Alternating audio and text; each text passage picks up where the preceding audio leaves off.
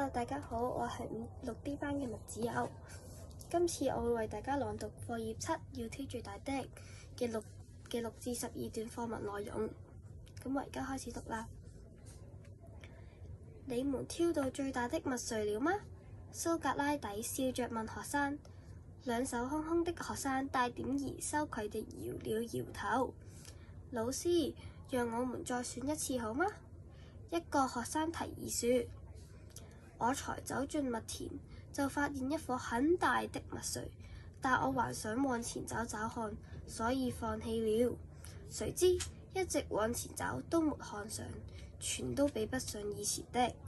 另外一個學生有點兒不忿地說：老師，這塊麥田裏肯定有一顆最大的麥穗，讓我們再選一次吧。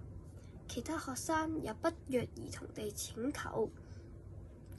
蘇格拉底笑了笑說：但你們不一定碰見他，即使碰上了，你們也會因不能準確判斷而錯過採摘的時機，是嗎？學生一時無言以對。蘇格拉底語重心長地說：孩子們，這就是人生，一次無法重複的選擇。蘇格拉底的話讓學生恍然大悟，漫長的人生宛如在闊廣的麥田中前行，利用這唯一的機會尋找最大的麥穗。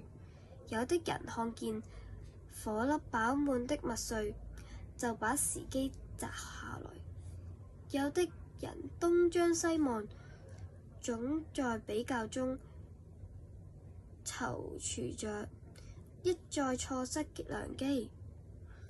得到最大的當然理想，但把眼前一顆飽滿的麥穗穩拿手中才是最實在的。